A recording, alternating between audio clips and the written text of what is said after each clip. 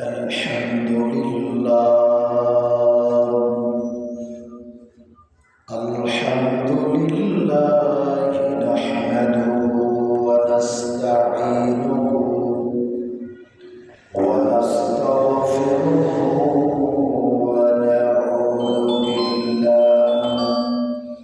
ونعوذ بالله من شرور أنفسنا ومن سيئات أعمالنا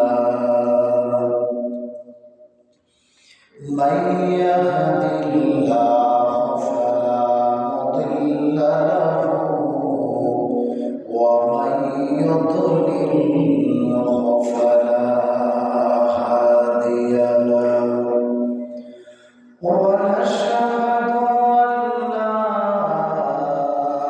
إله إلا الله وحده لا شريك له الذي أرسل رسوله بالحق بشيرا ونذيرا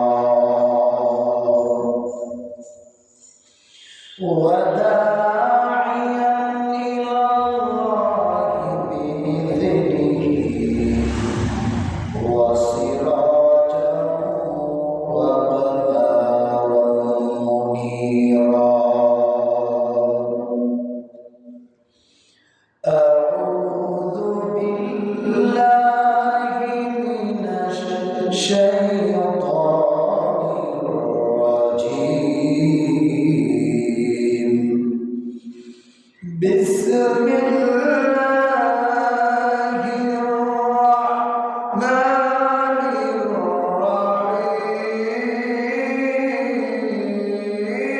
الرحيم لقد كان لكم في رسول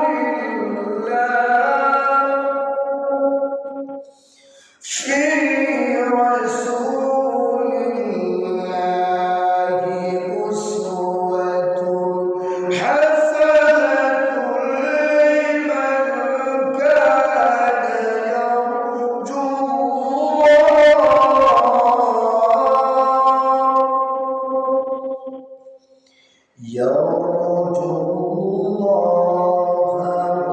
واليوم الآخر وذكر الله كثيرا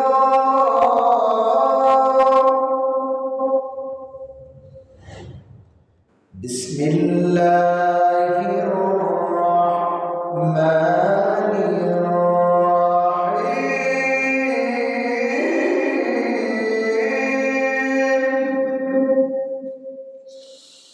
لقد كان لكم في رسول الله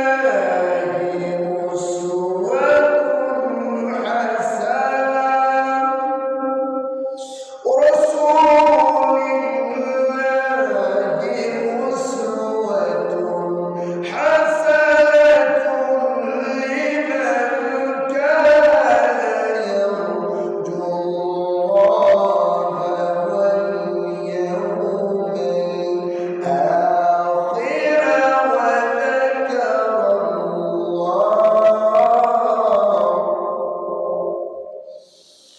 وذكر الله كثيرا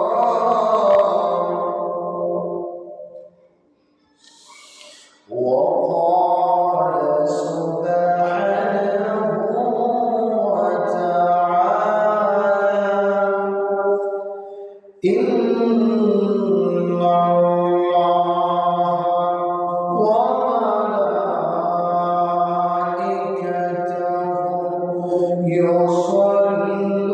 يصلون على النبي يا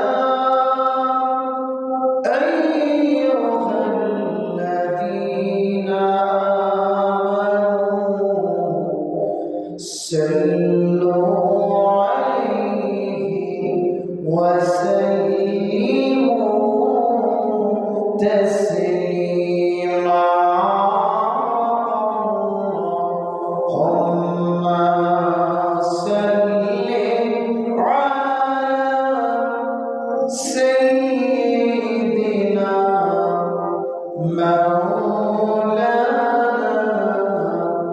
محمد وعلى آل سيدنا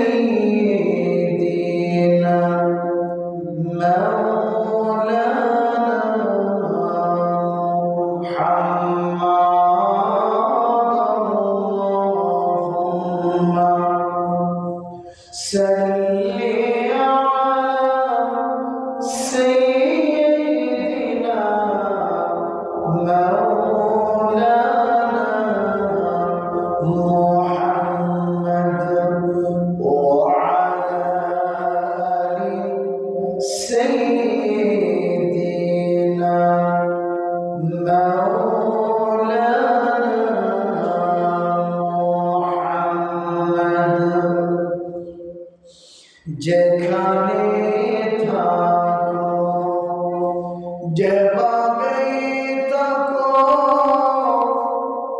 নবীজির আদর্শ মেনে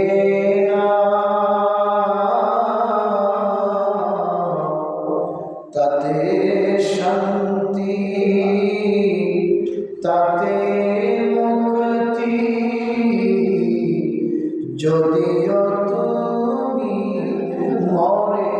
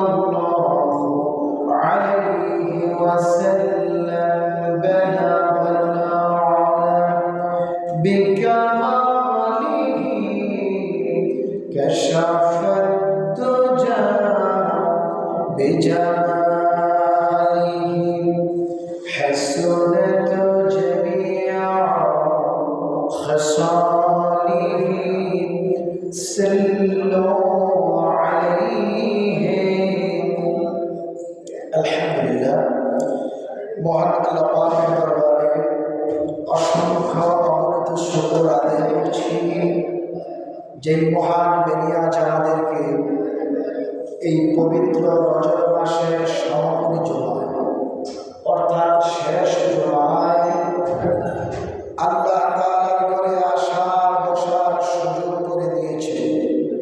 সেই মহান মহিয়ান হরিয়ান মাবুদের দরবারে সকলের শুকর আদায় করি, সকলে পড়ছি আলহামদুলিল্লাহ।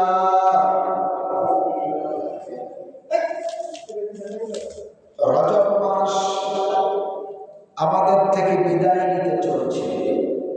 মাহে শাবান আমাদের মধ্যে পদার্পণ করবেন আগামী জুমার আগে আগে ইনশাআল্লাহ। মাহে শাবান আমাদের মধ্যে পদার্পণ করবেন।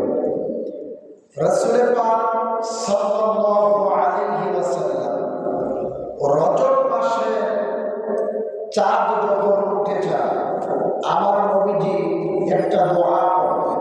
আমরা সেই দোয়াটা করি, আল্লাহুম্মা বারিক লানা ফি রজব ওয়া শাবান ওয়া বাল্লিগনা রমাদান। অর্থাৎ রাসূল শাবান মাস আসলে দোয়াটা করতেন, আল্লাহুম্মা বারিক লানা ফি রজব, হে আল্লাহ তুমি আমাদেরকে রজবের রহমত দাও, ওয়া শাবান এবং শাবানের রহমত বরকত আমাদেরকে দাও, ওয়া বাল্লিগনা রমাদান, হে আল্লাহ আমাদেরকে তুমি রমজান পর্যন্ত পৌঁছে দাও। রজব মাস, শাবান মাস বরকতপূর্ণ মাস, তার চেয়ে বরকতপূর্ণ শ্রেষ্ঠ মাস, হাজার মাসের চেয়ে উত্তম হলো মাহে রমাদান মাস। এই জন্য নবীজি আল্লাহর কাছে দোয়া করতেন, আল্লাহুম্মা বারিক লানা ফি রজব ওয়া শাবান, আল্লাহ তুমি রজবের রহমত দাও, শাবানের রহমত দাও, ওয়া বাল্লিগনা রমাদান, রমজান পর্যন্ত আমাদের হায়াত তুমি বৃদ্ধি করে দাও, রমজান যাতে ইবাদত করতে পারি, বন্দেগী করতে পারি। অতএব প্রিয় বন্ধুরা, আসুন আমরা দুনিয়ার দিকে, দুনিয়ার মানুষ, আমরা অধিকাংশ মানুষ অগ্রসর, কিন্তু পরকালীন দিকের জন্য আমরা অগ্রসর না। পরকালের জন্য আমরা করতে চাই না ইবাদত বন্দেগী, আল্লাহর হুকুম আহকাম আমরা মানতে চাই না। অতএব আসুন প্রিয় ভাইয়েরা, বাবারা, বন্ধুরা, পরকালের জন্য কিছু সঞ্চয় করি। এই শাবান, এই রজব মাসে বেশি বেশি করে ইবাদত বন্দেগী করি। ইবাদত বন্দেগী যদি আমরা করতে পারি, এই রজব শাবানে আল্লাহর রহমত আমাদের উপরে নাযিল করবেন, রমজানের রহমত বরকত আল্লাহ তাআলা নাযিল করে দিবেন।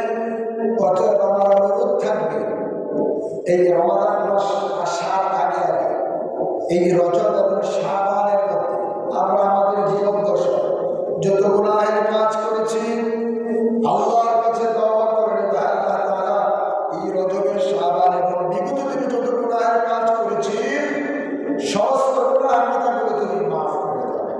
আর আল্লাহর কাছে যখন বান্দা বান্দি ক্ষমা চায়, আল্লাহ তাআলা ওই বান্দা বান্দিকে ক্ষমা করে দেয়। তাই আসুন আমরা আল্লাহর কাছে দোয়া করব, এই রজব মাসের রহমত যাতে দান করে, বরকত যাতে দান করে, শাবানের রহমত বরকত যাতে আল্লাহ দান করে। রজব এবং শাবানে নবীজি বেশি বেশি করে নফল ইবাদত করতেন, নফল রোজা রাখতেন।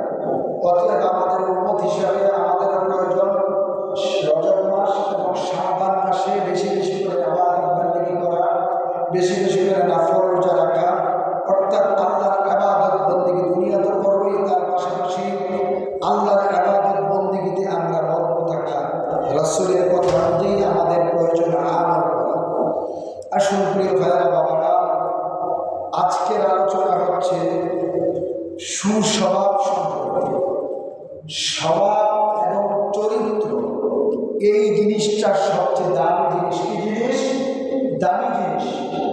আল্লাহ তাআলা কিয়ামতের ময়দানে মানুষের স্বভাবকে আল্লাহ তাআলা দাড়ি পাল্লার ভিতরে উঠাবেন, আল্লাহ তাআলা ওজন করবেন। অতএব স্বভাব চরিত্র যদি ভালো না হয়, ইবাদত বন্দেগী করে কোনো লাভ হবে না। এই জন্য আল্লাহর নবীজি বলছেন, নিজের জবান আর লজ্জাস্থান দুইটা জিনিসের যে ব্যক্তি হেফাজত করবে, দুইটা জিনিসের যে ব্যক্তি গ্যারান্টি দিতে পারবে, আল্লাহর নবীজি বলেছে, আমি নবী বলি ব্যক্তিদের জন্য জান্নাতের জিম্মানি বজরে বলুন সুবহানাল্লাহ। কারণ কি জবান দিয়ে মানুষ সম্মানিত হয়, আর এই জবানের কারণে মানুষ বেইজ্জতি হয়। এই লজ্জাস্থান দিয়ে মানুষ খারাপ কাজ করে, এই লজ্জাস্থান দিয়ে মানুষ ভালো কাজ করে। এই জন্য আল্লাহর নবীজি বলেছে, এই দুইটা জিনিসের হেফাজত যে করতে পারবে, আল্লাহর নবীজি জান্নাতের জিম্মা নিয়ে যাবে। রব্বুল আলামিন সূরাতুল আহজাব 21 নম্বর আয়াতে কারিমায় বলেন, লাকাদ কানা লাকুম ফি রাসূলিল্লাহি উসওয়াতুন হাসানাতুন লিমান কানা ইয়ারজুল্লাহা ওয়াল ইয়াওমাল আখির ওয়া যাকারাল্লাহা কাসীরা। জোরে বলি আল্লাহু আকবার। আল্লাহু আকবার। সূরা আহজাব 21 নম্বর আয়াতে কারিমায় কি বলছে ভালো করে শুনুন, লাকাদ কানা লাকুম ফি রাসূলিল্লাহি উসওয়াতুন হাসানাহ, তোমাদের জন্য সর্বোত্তম আদর্শ হলো আমার বন্ধুর আদর্শ। জোরে বলুন সুবহানাল্লাহ। এরপরে আল্লাহ বলেন, লিমান কানা ইয়ারজুল্লাহ, ওই ব্যক্তির জন্য নবীর আদর্শ শ্রেষ্ঠ আদর্শ। লিমান কানা ইয়ারজুল্লাহ, যে ব্যক্তি আল্লাহর উপরে ভরসা রাখে। এরপরে আল্লাহ বলেন, ওয়াল ইয়াউমিল আখির, পরকালের প্রতি বিশ্বাস রাখে। ওয়া যাকারাল্লাহা কাসীরা, যে বা যারা আল্লাহকে স্মরণ করে, আল্লাহ তাআলা বলেন তাদের জন্য সর্বোত্তম আদর্শ হচ্ছে নবীর আদর্শ। জোরে বলুন সুবহানাল্লাহ। নবীজির আদর্শ আসলে আমাদের মুখে মুখে আছে। নবীজির আদর্শ আমাদের অধিকাংশ মানুষের বাস্তব জীবনে, ঠিক কিনা বলেন? অধিকাংশ মানুষের জীবনে নবীজির আদর্শ নাই। মুখে মুখে শুধু নবীকে মানি, নবীর আদর্শ মানি, নবীকে মহব্বত করি বলতে থাকি, কিন্তু বাস্তব জীবনে নবীর কথা, নবীর আদর্শ আমরা মানতে চাই না। নবীর আদর্শ যদি আমরা বাস্তব জীবনে মানতে পারতাম, আমরা আমল করতে পারতাম নবীর কথার উপরে, তাইলে এই দুনিয়ার ভিতরে অশান্তি থাকতো না, মারামারি থাকতো না, কাটাকাটি থাকতো না, হিংসা বিদ্বেষ থাকতো না। কিন্তু আমরা নবীর উম্মত বলে আমরা দাবি করি, নবীর আদর্শ উম্মত বলে দাবি করি, নবীকে মানি বলে দাবি করি, কিন্তু অধিকাংশ নবীর উম্মতের ভিতরে থেকে হিংসা বিদ্বেষ দূর হয় না। সেটা বলেন ঠিক না বেঠিক? আমরা ভিতরে হিংসা আছে না? হিংসা আছে না? আমরা ভিতরে নবীর উম্মত বলে দাবি করি, নবীর আদর্শ মানি বলে দাবি করি, কিন্তু আমাদের অন্তর থেকে হিংসা বিদ্বেষ এগুলো দূর হয় না। আবার নবীর জীবনের দিকে একটু তাকায় দেখেন। হাদিসে নবী সাল্লাল্লাহু আলাইহি ওয়াসাল্লাম একদিন নবীর সাহাবীদেরকে নিয়ে বসে আছেন। আরেকজন সাহাবী এসে বলে, ইয়া রাসূলুল্লাহ, নবী গো, আমি বিপদে পড়ে গেছি, আমি সমস্যায় পড়ে গেছি, আমাকে কিছু টাকা ধার দেন, আমার সমস্যাটা আল্লাহ তাআলা যদি দূর করে দেন, এই টাকার বিনিময়ে যদি আল্লাহ তাআলা সমস্যাটা দূর করে দেন। আবার নবী সাল্লাল্লাহু আলাইহি ওয়াসাল্লামের ঘরে কোনো টাকা ছিল না, নবীর সাথেও কোনো টাকা ছিল না। তখন একজন ইহুদি দাঁড়িয়ে বললেন, ও মুহাম্মদ সাল্লাল্লাহু আলাইহি ওয়াসাল্লাম, তোমার কাছে যদি টাকা না থাকে, আমার কাছে টাকা আছে, আমার কাছ থেকে হাওলা দিয়ে টাকা দাও। আমার নবী দেখেন কেমন ধৈর্য, আমার নবী, আমার নবী সাল্লাল্লাহু আলাইহি ওয়াসাল্লাম বললেন, ইহুদি, আমি তোমার থেকে টাকাটা নিব, তোমার টাকাটা তো তোমাকে দিতে হবে ফিরিয়ে। এবার ইহুদি দেখে বলে, ও মুহাম্মদ, কিছুদিন সময় দিয়া আমার থেকে টাকা না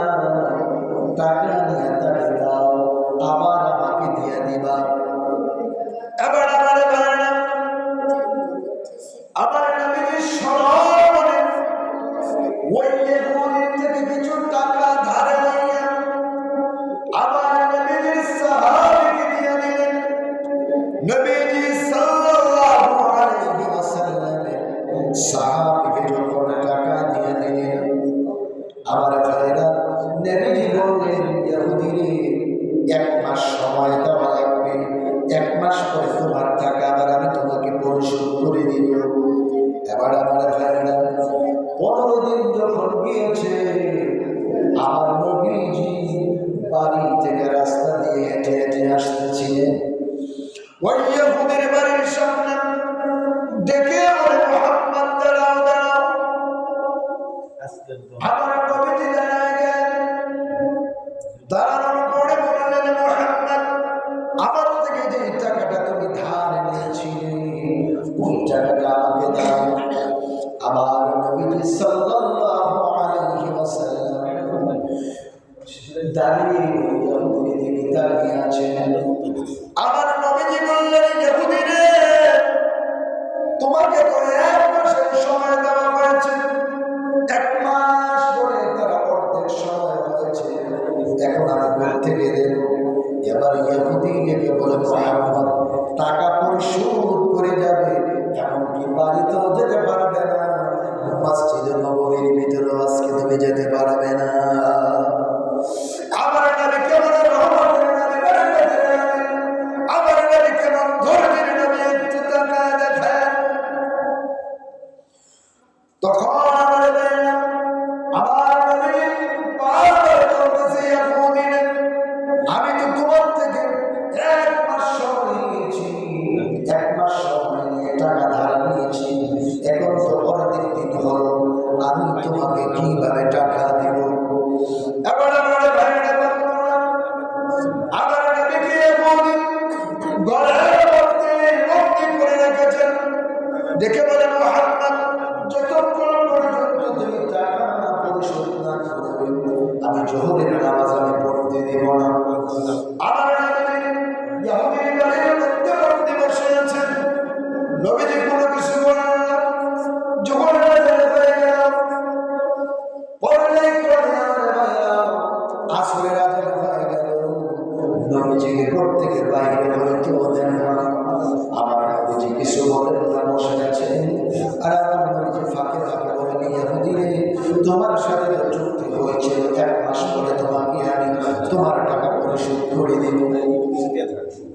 আসর চলে গেল, মাগরিব চলে গেল, আমার নবীকে ঘরের ভিতরে বসে রেখেছেন, বন্দী করে রেখেছেন। আমার ভাইরা হাদিস ভালোভাবে শুনুন, শুনুন। মাগরিব চলে গেল, আমার নবীকে নামাজ পড়তে দেয় না ইহুদি।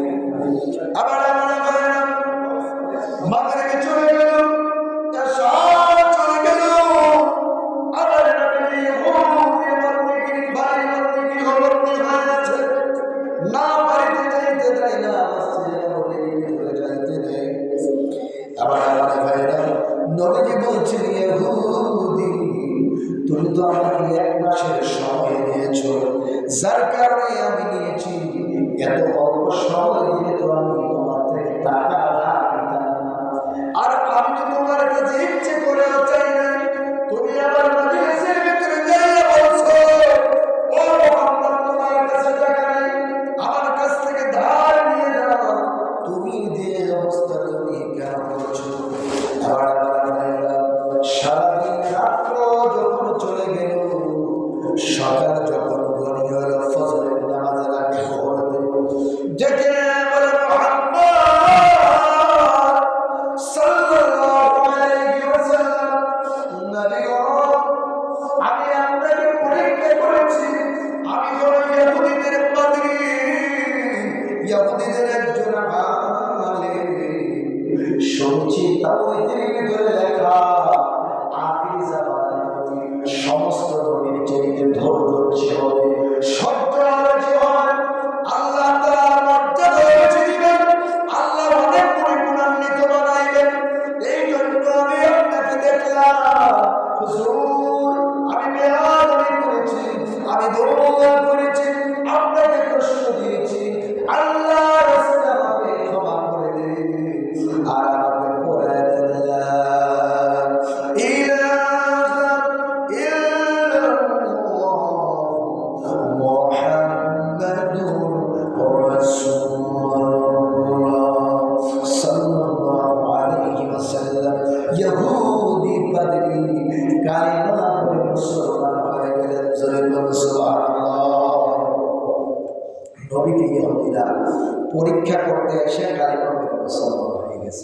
আর আমরা যদি ওই জায়গায় ফিরে রেখে শুরু করলাম জোরে ঠিক রাখি তোর সময় দিয়েছি 1 মাসে, তুই 15 দিনে আর 15 দিন যাওয়ার প্রস্তাব করিয়ে লেগে তোর তো খুব জোর দিয়েছি, তুই ইচ্ছা করে দিস হাদিস প্রিয় ভাই আমার, যে তুই আমার খুঁজা দিস, আমরা তো ফিরে শুরু করলাম।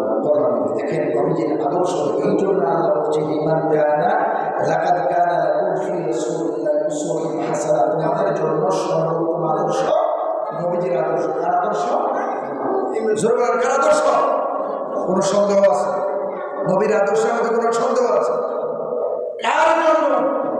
এইটা আল্লাহ আয়াতের শেষ মাঝামাঝি বা শেষ আয়াতে বলেছেন উসওয়াতুন হাসানাতুন লিমান কানা ইয়ারজু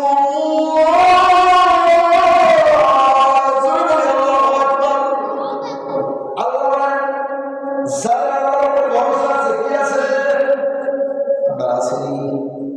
আমরা ভরসা আসেনি আসেনি বিপদের ভরসা থাকে ওরকারি হিরবারে গেলে সঙ্গে বসে খায় খায় ওইবারে বৈঠকের কোনো ধরে না। আর আমার একবারে আমি কাজ করতে নামাজ আমার আল্লাহ সব দিক দিয়ে ধরছে।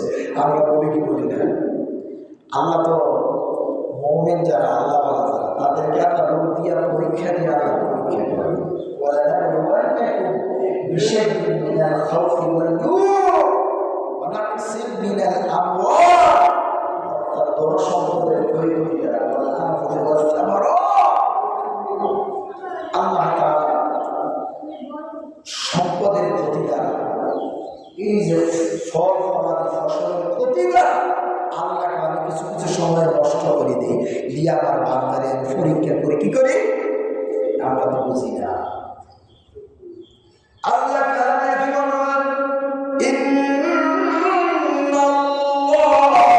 মা'আস সাবিরিন। আল্লাহু আকবার। আল্লাহ বলেন ধৈর্যশালী, ধৈর্যশীলদেরকে আমি বিশ্বাস করি। কারে? ধৈর্যশালী যারা, আমি আল্লাহ তাআলা তাদের সঙ্গে আছি। তাইলে আসলে আমার ভাইয়েরা ধৈর্যশীল হইলে লাভ না লস? কথা কন না, লাভ না লস? ধৈর্য ধরলে সব সাইডে লাভ আছে। ধৈর্যের মধ্যে রহমত আছে, ধৈর্যের মধ্যে বরকত আছে।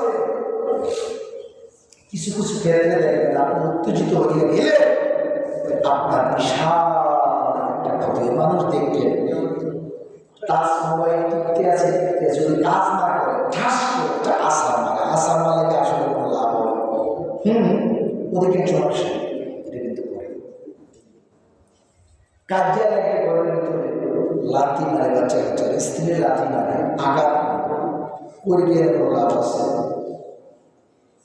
যখন বিপদে পড়ে যাবে, সমস্যায় পড়ে যাবে, রাগ উঠে যাবে, আল্লাহ নবীজি বলছে রাগ যখন উঠে যাবে, তুমি তোমার রাগকে যখন কন্ট্রোল না করতে পারো, তুমি মাটির দিকে তাকাও। কিসের দিকে তাকাও? কথা বলা, কিসের দিকে তাকাও? মাটির দিকে তাকাও।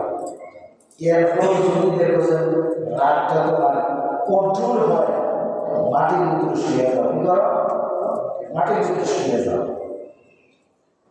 কিন্তু আমরা রাগ সবাই একজন ফিটটা বাড়িয়া ঠেকটো বাইয়া নাইলে ঘরের জিনিসপত্র বাড়িয়া চলে বলে ঠিক আছে। কথাগুলো মিথ্যা যায়, আসলে বাস্তবতার সাথে মিথ্যেছে না। আমরা রাগ থাকি এটা করে লাগবে জোড়াইছে আপনি ব্যাংকে দিয়েছেন, এইটা জোড়াইতে গেলে আপনি চাইলে একদিন কাজ করে আপনি 500-1000 টাকা পাচ্ছেন। আপনি ব্যাংকে দিলেন একটা মোবাইল 20,000 টাকা একটা মোবাইল ব্যাংকে দিলেন, এটা কাজটা কি করবেন? এই জন্য নবী রাসূলদেরকে আল্লাহ তাআলা কয়েকটি জিনিস দিয়েছেন। এর মধ্য থেকে একটি হচ্ছে আল্লাহ তাআলা ধৈর্য দিয়েছেন। ধৈর্য তাম পৃথিবীর সমস্ত নবী রাসূলকে যে ধৈর্য দিয়েছিলেন তার চেয়ে ডাবল ধৈর্য দিয়েছিলেন আপনার আমার নবী মুহাম্মদ রাসূলুল্লাহ সাল্লাল্লাহু আলাইহি ওয়াসাল্লাম। সুবহানাল্লাহ। এই জন্য নবীকে এত কষ্ট দিয়েছেন। নবীজি কষ্ট মনে করে নাই, নবীজি দ্বীনের সাথে কোরআনের সাথে নবীজি মানুষ থেকে নিয়েছে। এই জন্যই আল্লাহ বলছে উসওয়াতুন হাসানাতুন লিমান কানা যে ব্যক্তির আল্লাহর উপরে ভরসা আছে, সবসময় বিপদে আপদে মুসিবতে ভরসা কার উপরে? সবার উপরে। কার উপরে? আল্লাহর উপরে যে ব্যক্তি ভরসা করে ওই ব্যক্তির জন্য এই দুনিয়ার এই মানুষ চেষ্টাও যদি করে, আল্লাহ যদি করে ক্ষতি করতে পারবে না। দুনিয়ার সব মানুষ যদি চেষ্টা করে ক্ষতি করার জন্য ক্ষতি করতে পারবে পারবে না। এই জন্য প্রিয় ভাইয়ের আমার, বাবাজি আমার, সবসময় আল্লাহর উপরে ভরসা রাখবেন। বিপদ যখন এসে যাবে বলবেন, আল্লাহ তুমি বিপদ দিছে, তুমি আমার উদ্ধার করবা। যেহেতু তোমার বান্দা আমি, আল্লাহ তোমার কাছে ক্ষমা চাই, তুমি আমার বিপদ থেকে দূর করবো। তাই আমার ভাইয়েরা বিপদে আপদে ভরসা রাখবো কার উপরে? নবী রাসূলুল্লাহ ভেজেন কার উপরে? আল্লাহ। এরপরে আল্লাহ বলেন ওয়াল ইয়াউমিল আখির, যাদের পরকালের প্রতি বিশ্বাস আছে। আমরা কি পরকালের প্রতি বিশ্বাস আছে? যদি থাকতো যদি বাড়িতে বই থাকতাম, বাড়িতে ঘুমাইতে আছে, তারা এত ওয়াজ কত মানতে আছে, এত নেতৃত্ব, এত ওয়াজ আমাদের জায়গা নাই। দরকার নামাজ আগে শুধু 2 রাকাত পড়া মসজিদে নামাজ, অধিকাংশ মানুষ চিন্তা করে, অধিকাংশ মানুষ চিন্তা করে। প্রিয় ভাইয়ের আমার, জুমার দিন যে কথাগুলো বলা হয় সাবজেক্ট ভিত্তিক, কোরআন ভিত্তিক কথা বলা হয়, চেষ্টা করবেন একটা মানুষ যদি মোটামুটি একটা বছর যদি হৃদয়ের কেন্দ্রে ভালোবাসার সঙ্গে আমল করে যথেষ্ট। আর আল্লাহ কিন্তু কোরআনে বলছেন জুমার জন্য যখন তোমাদেরকে ডাকা হবে, দুনিয়ার ব্যবসা বাণিজ্য বেচা কেনা সব আরামভাবে আল্লাহ কইছে, আমরা কি করতে আছি?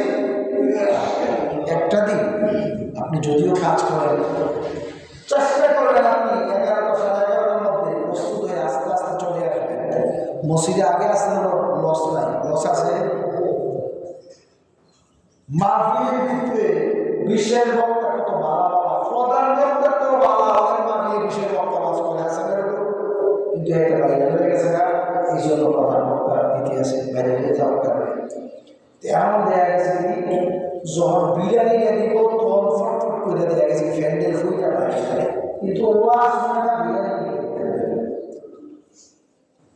যদি কইতো যে 500 টাকা দেওয়া হলো, তো এই মনে করতো 10 টাকা আগে থেকে শুরু করেছি, 1 টাকা দইটা বারান্দা রাস্তা দুনিয়ার লাভটা আমরা এমনভাবে বুঝতেছি বলার বাইরে, কিন্তু কোরবানি লাভটা আমরা বুঝতেছি না। ওয়াল ইয়াউমিল আখির, পরকালটা আছে না নেই? জোরে বলেন, পরকাল আছে না নেই? পরকালের প্রতি বিশ্বাস আছে? যদি পরকালের প্রতি বিশ্বাস থাকে তাহলে আমরা কোরআন কাজ করতে পারবো। যদি পরকালের প্রতি বিশ্বাস থাকে আমরা সুদের কাজ তাড়াতাড়ি করতে পারবো।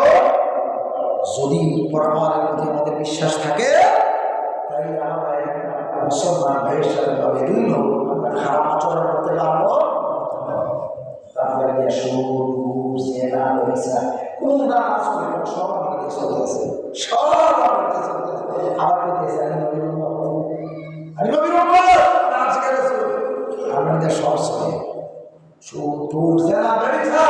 চলে এই জন্য বলছেন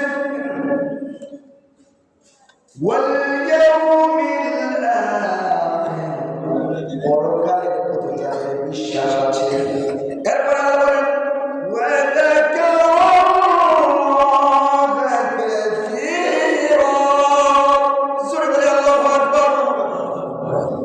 যে ব্যক্তি আল্লাহর স্মরণ করে, জোরে কি করে? আমরা আল্লাহর স্মরণ করিনি, করি না? এই যে নামাজ পড়তে আছে আল্লাহর স্মরণ করে, আল্লাহ পবিত্রতার আল্লাহর স্মরণ করি না? তো এই কথাটা আল্লাহ কইছে, লাকাদ কানা লাকুম ফি রাসূলিল্লাহি উসওয়াতুন হাসানাহ, তোমাদের জন্য সর্বোত্তম আদর্শ নবী মুহাম্মদুর রাসূলুল্লাহ সাল্লাল্লাহু আলাইহি ওয়াসাল্লামের আদর্শ। সবার জন্য উত্তম আদর্শ। আমার কথা বুঝতে পারছেন না? সবার জন্য না। এই আয়াতের মধ্যে আল্লাহ বলে দিয়েছেন কি হাসানাতুল লিমান কানা ইয়ারজুল্লাহ, যে ব্যক্তি আল্লাহর উপর ভরসা রাখে, ওয়াল ইয়াউমিল আখির, পরকালের প্রতি বিশ্বাস রাখে, ওয়া যাকারাল্লাহ কাসীরা, যারা আল্লাহকে স্মরণ করে, যারা এই তিনটা গুণের অধিকারী, তাদের জন্য নবীর আদর্শ শ্রেষ্ঠ আদর্শ। আমি বুঝাইতে পারছি আপনাদেরকে? ভাইরা, নবীর আদর্শ যদি আপনার ভিতরে থাকতো, তাইলে তো মারামারি ঝগড়া হানাহানি হিংসা নিন্দা আমাদের মধ্যে থাকতো না। তাইলে আসলে প্রিয় ভাইরা আমার, নবীর আদর্শে আদর্শবান হওয়ার চেষ্টা করি। সর্বপ্রথমে আমাদের চরিত্র ভালো হওয়া লাগবে। কি ভালো হওয়া লাগবে? নবীদেরকে আল্লাহ তাআলা বিস্তারিত আলোচনা করবো 2-3 জুমায় আলোচনা, নবীজির চারিত্রিক ব্যাপারে 2-3 জুমায় আলোচনা। এই জন্য প্রিয় ভাইরা আমার, আল্লাহ সমস্ত নবী রাসূলদেরকে হসনে খুলুক, উত্তম চরিত্র দিয়েছেন। কি দিয়েছেন?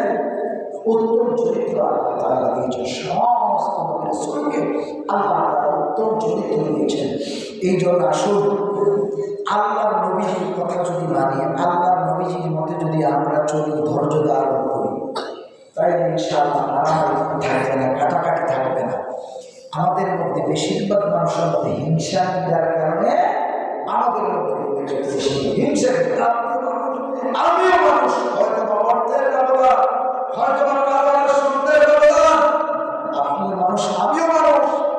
আপনি মারা গেলে কবরে যাবেন, আমি হুজুর মানুষ কবরে যাবো। প্রধানমন্ত্রী মারা গেল, ডক্টর ইউনূস আজকে মারা যায়, কবরে যাবে। সেরকম ঠিক না ঠিক নাকি? ডক্টর ইউনূসের জন্য তাকবীর আর 4টা বাড়াই দিতে হবে। ডক্টর ইউনূসের জন্য 4টা তাকবীর, আপনি আমার জন্য 4টা তাকবীর। এই জন্য প্রিয় ভাইরা, আমরা সবাই, আমরা মুসলমান। এত ভেদাভেদ কেন? মুসলমানদের মধ্যে তো ভাগাভাগি কেন? এটা হচ্ছে ইহুদি খ্রিস্টানদের চক্রান্ত। মুসলমানদেরকে যদি ফাটল ধরানো যায়, মুসলমানেরা ইসলাম এই কোরআন থেকে দূরে থাকবে। আর ইহুদি খ্রিস্টানরা যুগে যুগে মুসলমানদের বিরোধিতা করেছে। মুসলমানরা যাতে ঐক্য না হতে পারে, ঐক্য না হতে পারে, কোরআন না পড়তে পারে, কোরআন না মানতে পারে, কোরআন মানলে রাসূলের আদর্শ মানলে আমার ভাইয়েরা জান্নাতি হয়ে যাবে, সোনার মানুষ হয়ে যাবে। এই জন্য ইহুদি খ্রিস্টানেরা চায় না মুসলমানেরা ঐক্য হয়ে কোরআন মানুষ, দিন মানুষ, ভালো হয়ে যায়। এটা কখনো ইহুদি বৌদ্ধ খ্রিস্টানরা কখনো চায়। কিন্তু আমরা ইহুদি খ্রিস্টানের সব মানতেছি। ইহুদি খ্রিস্টানের কালচার আমরা ধরে ফেলেছি। ইহুদি খ্রিস্টানরা যা বলে আমরা অনেকেই করে ফেলার চেষ্টা করতেছি। প্রিয় ভাইয়ের আমার এই রান্নাঘর থেকে রাষ্ট্রীয় জীবন পর্যন্ত কোন জিনিসটার মধ্যে ইহুদিদের জিনিসগুলো নাই বলেন? আপনারা বলেন, পয়লা বৈশাখ থেকে শুরু করে বাদ্য বাজনা, নাট্য নাটক, নাট্য মঞ্চ থেকে শুরু করে কোন জিনিসটার মধ্যে আপনারা? এই জন্যই আল্লাহ বলছে 3 গুণওয়ালা মানুষের জন্য নবীর আদর্শ শ্রেষ্ঠ আদর্শ। তাই আসুন প্রিয় ভাইয়ের আমার, নবীর আদর্শে যদি আমরা আদর্শবান হতে পারি, এই দুনিয়াতে শান্তি, পরকালে হবে মুক্তি। নবীজি সাল্লাল্লাহু আলাইহি ওয়াসাল্লাম একদিন মসজিদে নববীর দিকে যাচ্ছেন। যাওয়ার পথে এই ছোট ছোট কিছু বাচ্চা, হযরত বিলাল রাদিয়াল্লাহু আনহু, আপনারা জানেন জিহ্বাটা একটু বেঁটে থাকার কারণে ওনার অনেক শব্দ মুখ দিয়ে আসতো। হযরত বিলাল রাদিয়াল্লাহু তাআলা যখন আযান দিতেছে, আযান দেওয়ার সময় কয়েকটা ইহুদির বাচ্চা ভেঙে আছে। আল্লাহু আকবার, আল্লাহু আকবার বলে যখন বাক্যগুলো বিলাল রাদিয়াল্লাহু তাআলা বলতেছেন, তখন ইহুদির বাচ্চাগুলো টিকেট করতেছে। আল্লাহু আকবার করে গিয়ে টিকেট করতেছে। পেছন দিক দিয়ে রাসূলের পাক সাল্লাল্লাহু আলাইহি ওয়াসাল্লাম আসতেছেন। তখন রাসূল দাঁড়ায় ইহুদি বাচ্চাগুলা এই টিকেটের মধ্যে শুনতেছিলেন। শুনে আযান যখন শেষ হয়ে গেল, নবীজি বললেন, তোমরা দাঁড়াও। তখন দৌড়দৌড়ি শুরু করলো। তখন রাসূল বলছে, এই ইহুদি বাচ্চা, তোমরা দাঁড়াও, তোমরা দাঁড়াও, তোমাদেরকে মারবো না, দাঁড়াও। তখন বলতেছে, কিছুক্ষণ আগে আযান যখন বেলাল দিতেছিল, তোমরা কে কে টিটকারি করছিলা? তোমাদের ইহুদিদের সন্তানদের মধ্যে একজনের গলাটা খুব সুন্দর, নবীর কাছে খুব ভালো লাগছে। তো সবাই মিলে এক হুজুরকে একবার ফলাফল 8-10 জন শয়তানি করে যেতে করছে, যে শয়তানি বেশি করে ঠিক না আমাদের তোমার সবাই হুজুর। আবার আমার নবী সাল্লাল্লাহু আলাইহি ওয়াসাল্লাম বললেন, ও বাচ্চা, তোমরা সবাই চলে যাও, তুমি থাকো। আবার একটা বাচ্চা নবীর সামনে বসে গেলেন। আবার নবীজি বললেন, বাবা রে, তোমার কণ্ঠ তো খুব সুন্দর, তুমি না আজান দিতেছিলে, একটু আজান দিয়ে আমি নবীকে শোনাও। ডেকে বলে, আমি জানি না, কিছুক্ষণ আগে তোমরা চিৎকার করলাম, আমি জানি না। শুনে শুনে আমি বলতেছিলাম। এবার আমার নবীজি সাল্লাল্লাহু আলাইহি ওয়াসাল্লাম দেখেন ইহুদি বাচ্চা মাথার ভিতরে রেখে বললেন, বাবা তুমি বলো আল্লাহু আকবার, আল্লাহু আকবার। এবার আমার নবীজির অঙ্গ প্রত্যঙ্গের উপর আল্লাহ তাআলা দিয়েছিলেন।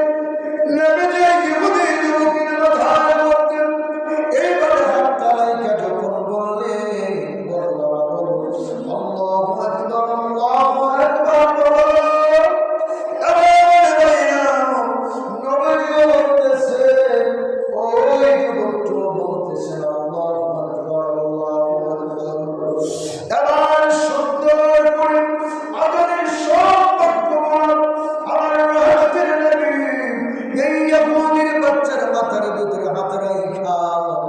সুন্দর করে বাক্যগুলো বললেন। এবার ছোট্ট বাচ্চাকে বলেন, ইয়া রাসূলুল্লাহ, আপনি যে আল্লাহর পাঠানো পয়গম্বর, তাতে কোনো সন্দেহ নাই। আমাকে মুকদ্দিমার কালিমা পড়ায় দেন, আশহাদু আল্লা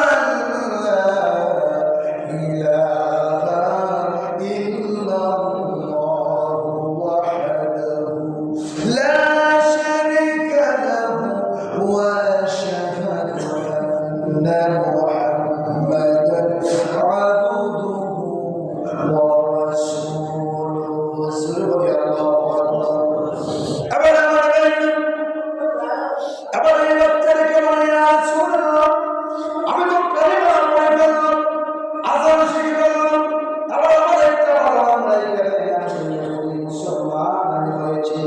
আবার আমার নবীজি বললেন, তোমার নাম আমি নবী আবু মাহজুর রেখে দিলাম। সুবহানাল্লাহ। আবার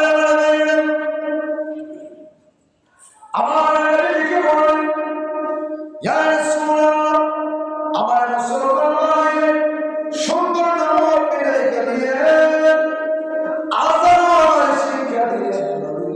আমি আযান পারতাম না, সেই আপনার হাত মুবারক আমার মাথার মধ্যে রেখেছেন, রাখতে দেরি করবে। আমি তো কাম করে আযানের বাক্যগুলো বলা শুরু করলাম।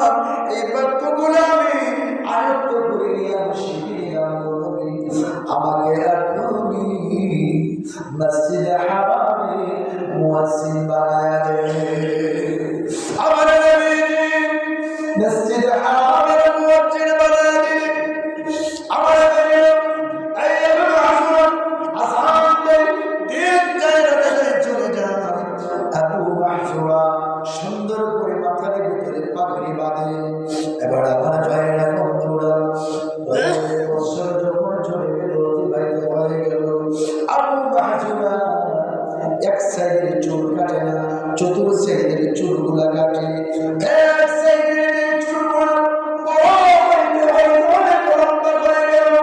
আমার ভাইয়েরা 3 প্রকারের চুল কাটা যায় না।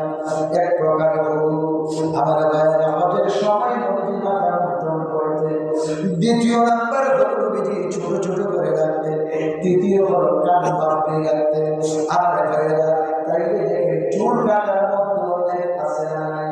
এই 3 প্রকারে যদি চুল কাটেন নবীর তরিকায় কাটা হবে, আপনি সওয়াব পাবেন এমন নামে।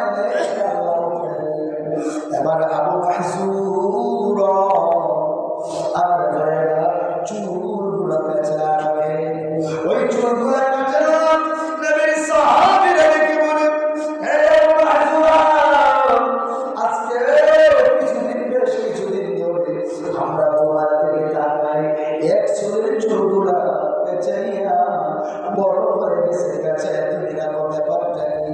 পুরো মাথার চুল কাটো, একটা সাইকেল চুল করে কাটো, ব্যাপারটা কি?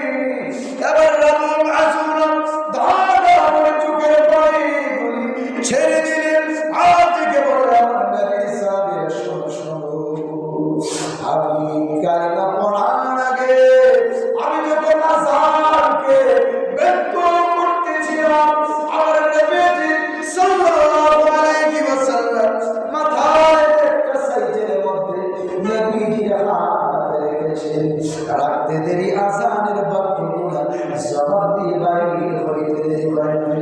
আযান শিখলাম, নাম পরিবর্তন করলাম, নবীজি মুসলমান আলিয়েছে। আমি মনে করলাম যে চুলগুলার ভিতরে আমার নবীজির হাত লাগছে, ওই চুলগুলা নিয়ে আমি কবরে যাব।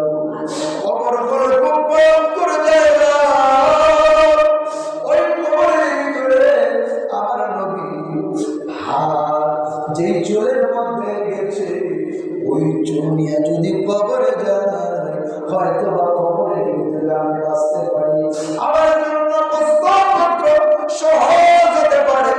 এই জন্য আমার নবীজি হাত লাগানোর কারণে ওই চুলগুলার সম্মান করে পেঁচা রাখে। সুবহানাল্লাহ। দেখেন আমার ভাইরা, হিন্দু থেকে ইহুদি থেকে মুসলমানরা বলেছেন কেমন নবীজিকে সম্মান করতেন, নবীজিকে মহব্বত করতেন। আমার বাবা মুসলমান, আমার দাদা মুসলমান, যার কারণে নবীর প্রতি আমাদের মহব্বত হয় না, নবীজির কোন সুন্নতের জন্য আমাদের একটা তৎপর করা লাগে না, আমার ভাইরা আঘাত সহ্য করা লাগে না, যার কারণে আমার ভাইরা নবীর বিরুদ্ধে কথা বললে আমাদের গায়ে লাগে না। ঠিক না ঠিক? আমার ভাইরা, আপনি যদি প্রকৃত মুমিন হয়ে থাকেন, আল্লাহর নবীর কাছে আসে হয়ে থাকেন, আল্লাহর বান্দা যদি হয়ে থাকেন, নবীর বিরুদ্ধে বললে, এই কোরআনের বিরুদ্ধে বাংলার জমিনে আইন পাস করে, অবশ্যই আপনার অন্তরে লাগবে। ঠিক না ঠিক? লাগে আপনার অন্তরে? লাগে লাগে লাগে ওই লাগে কোন ইসলাম বিরোধী, কোরআন বিরোধী আইন বাংলার জমিনে পাস হয়, মুসলমানদের অন্তরে লাগে না। আমার মুসলমান ভাই আমার, এই কোরআনের ক্ষেত্রে, দ্বীনের ক্ষেত্রে আমরা সবাই ঐক্যবদ্ধ, আমরা সবাই এক। ঠিক না ঠিক? ঢোল বিন্দু বিন্দু হতে পারে, কোরআনের জন্য আমরা সবাই কোরআনের বিরুদ্ধে বললে, পাপ যদি বলে পাপকে ছাড়তে হবে। সমাজ যদি কোরআনের বিরুদ্ধে বলে সমাজ ছাড়তে হবে, রাষ্ট্র যদি বলে প্রয়োজনে রাষ্ট্র হলেও ছেড়ে দিতে হবে। জোরে বলে ঠিক না ঠিক? যে মন হতে পারে না। নবীজি অত্যন্ত পরিশ্রম করে গেছে, নবীজি অত্যন্ত কষ্ট করে আমার ভাইরা এই 63 বছর জিন্দগি ছিলেন, আমার আল্লাহ ডাক দিয়েছেন, আল্লাহ ডাক সাহায্য চলে গেছেন। আসল প্রিয় ভাইরা আমার, নবীর আদেশ আদর্শবান হই, নবী যেইভাবে খেয়েছেন আমরা এইভাবে খাওয়া দাওয়া করি, নবী যেইভাবে ঘুমিয়েছেন আমরা এইভাবে ঘুমাই। নবীজি যখন ঘুমাইছেন ডান কাঁধে শুয়েছেন, কোন কাঁধে? কথা বলেন না, কোন কাঁধে শুয়েছে? ডান কাঁধে। তাইলে আপনি আমি যখন ডান কাঁধে শোবো, ঘুমের দোয়া করবো, আমার ভাইয়েরা সওয়াব আছে নাই? কথা সওয়াব আছে নাই? তাহলে ঘুম থেকে উঠে যখন দোয়া করবো, নবীজি বলছেন ঘুম থেকে উঠে আগে হাত ধুয়ে কি করবা?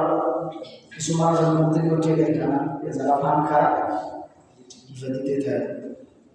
আল্লাহ নবীজি বলছেন ফেকার ভিতরে এসেছে, ওই জন্য ঘুম থেকে উঠবে ওইটা আগে হাত ধুয়ে কি করবা? এই হাত শরীরে কত জায়গায় গেছে আমরা কি বলতে পারি? বলতে পারি, বলতে পারি।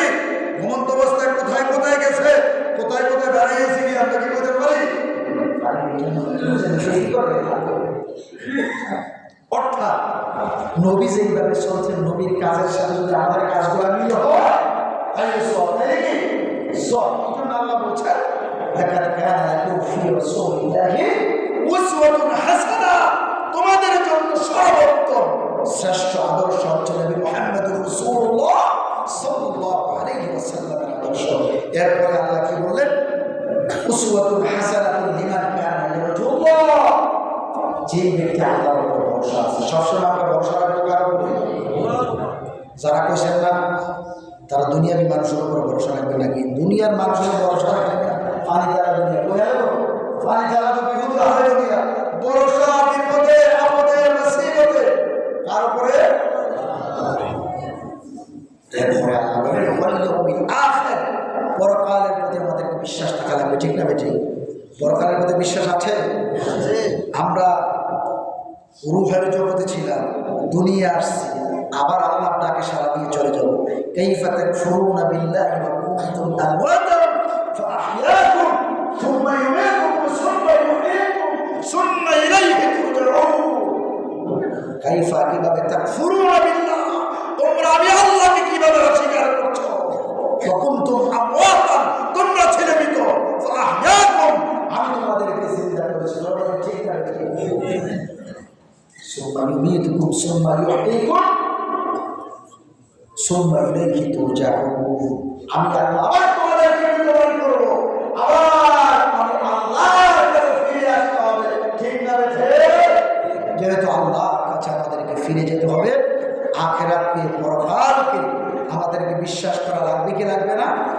এরপরে আল্লাহ বলেন সবসময় আল্লাহকে স্মরণ করা লাগবে। কি করা লাগবে? স্মরণ করা লাগবে। আল্লাহকে যে যত স্মরণ করবেন, আল্লাহ বান্দার কত বেশি স্মরণ করবে বান্দাকে। ফাযকুরুনি আযকুরুকুম, বান্দা তুমি যদি আমার স্মরণ করো, আমি আল্লাহ তোমাকে স্মরণ করব।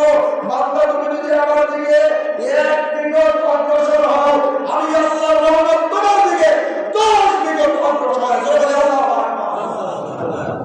আমি আল্লাহকে যদি তোমরা একটা ডাক দাও, আমি আল্লাহ 10টা ডাক দিয়ে দেব। বান্দা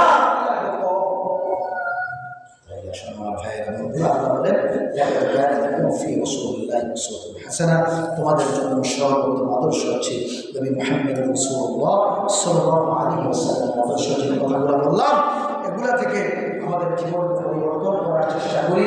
ঝগড়াঝাটি, হিংসা, নিন্দা এগুলো রাখা যাবে না। পূর্ণ মুসলিম আমরা সমস্ত মুসলমান ভাই ভাই, আমরা মুসলমানরা আবার কোনো বিদ্রোহের উপরে আঘাত করা যাবে না। এই জন্য আমার ভাইয়েরা, আমরা আল্লাহর দ্বীনের পথচলি, নবীর আদর্শে আদর্শবান হই। নবীর কথাগুলো যদি মানি, এই দুনিয়ার শান্তি পরকালের ব্যক্তি। আল্লাহ তাআলা আমাদের সকলকে নবীর আদর্শে আদর্শবান বানিয়ে দেখ। সকলে আল্লাহুম্মা আমিন। ওয়া মা তাওফীক ইল্লা বিল্লাহ। আসসালামু আলাইকুম ওয়া রাহমাতুল্লাহি ওয়া বারাকাতুহু।